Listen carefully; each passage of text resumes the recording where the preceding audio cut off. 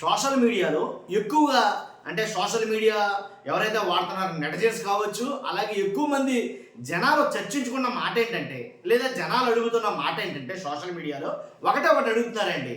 ఏదైతే Eluru MP drugs విషయం case ఏదైతే ఉందో, ఆయన డ్రగ్స్ తీసుకున్నట్టు ఏంటి వచ్చాయో అప్పటి నుంచి జనాలు అడుగుతున్న మాట ఏంటంటే, అసలు కేసే అంటే ప్రూవ్ కాకముందే ఏదైతే గుంటూరు జిల్లాలో ఓ సంఘటన జరిగింది, గుర్తుందా లేదో మీకు మరి.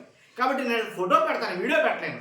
ఆ ఫోటో ఇక్కడ ప్లే చేస్తాను, చూడండి. ఇక్కడ చూస్తున్నారుగా, ఇక్కడ మీరు ఏదైతే ఒక ఇష్యూ జరిగిందో గుంటూరులో గంజాయి వాడారు, గుర్తుంది కదా.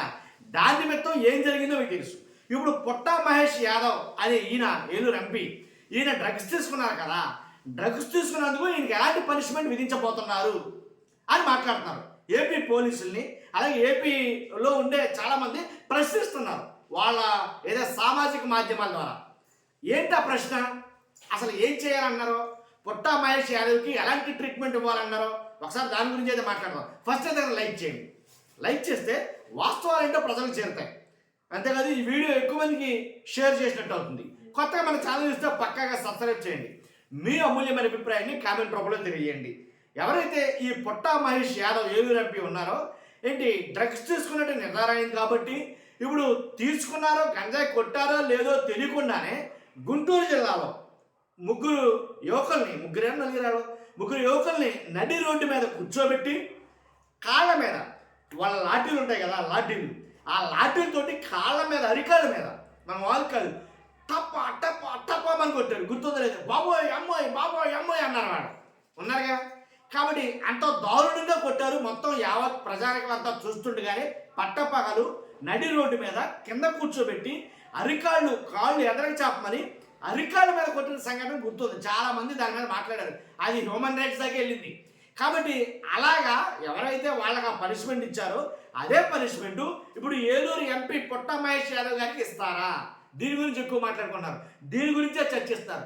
సోషల్ మాధ్యమంలో ఏంటి ట్విట్టర్ కావచ్చు, ఏంటి యూట్యూబ్ కావచ్చు, ఇలాగ ప్రతి సోషల్ మాధ్యమాల్లో ఎక్కువగా జరుగుతున్న డిస్కషన్ ఏదైనా ఉందంటే కనుక, చర్చ ఏదైనా ఉందంటే కనుక ఒక అంశమే. ఏంట్రా అంశం అంటే కనుక, ఇదిగో అలాగే కొడతారా, ఇప్పుడు అలాగే తంతారా? మీరు ఏదైతే ఇంత పెద్ద లాఠీలు తీసుకుని కింద కూర్చోబెట్టి నడి రోడ్డు మీద ఏదో సంఘ విద్రోహ శక్తుల్ని, అర్థమైందా మీకు, ఎలా అయితే ట్రీట్మెంట్ ఇచ్చారో, అంటే వాళ్ళని కొట్టారో, అసలు కొట్టడం తప్పు, దాని గురించి నేనేం మాట్లాడటంలా, అలాగే వాళ్ళకి పనిష్మెంట్ ఇచ్చారు కదా, సేమ్ పనిష్మెంట్ ఈ ఎంపీ గారికి కూడా అప్లికేబుల్ అవుతుందా? ఇవి కూడా అప్లై చేస్తారా? సేమ్ అలాగే కొడతారా? నడి రోడ్డు మీద నడిపించుకొచ్చి కింద కూర్చోబెట్టి కాళ్ళు రెండు చాపమని లాఠీలు ఇచ్చి కొడతారా? సేమ్ అలాగా చాలా మంది అడుగుతున్నారు. దీని గురించి మాట్లాడుకున్నారు. కాబట్టి ఖచ్చితంగా మీ అభిప్రాయం ఏంటో తెలుసుకోవాలి ఈ విషయం మీద, ఈ వీడియో మీద అని నేను ఈ వీడియో చేయడం జరిగింది. కాబట్టి మీ అభిప్రాయం ఏంటో ఖచ్చితంగా కామెంట్ రూపంలో తెలియజేయండి. న్యాయం, చట్టం ఎవరికైనా ఒకటే. అంటే డబ్బున్న వాళ్ళకి ఒకలాగా, లేని వాళ్ళకి అలా నడు రోడ్డు మీద కూర్చోబెట్టి కొట్టడాలు అలా ఉంటుందా? అంటే డబ్బు ఉంటే ఒక రకమైన ట్రీట్మెంటు, డబ్బు లేకపోతే ఒక రకమైన ట్రీట్మెంటా? కాబట్టి చట్టం అందరికీ న్యాయం కదా. మరి చట్టం అనేది డబ్బున్నోడు చుట్టంగా మారకూడదు కదా. ఇలా చాలా ప్రశ్నలు అయితే కనుక ప్రజల నుంచి వస్తున్నాయి. కాబట్టి మీ ఉద్దేశం ఏంటో చెప్పండి ఖచ్చితంగా. ఫస్ట్ అయితే లైక్ చేయండి. Thank you very much.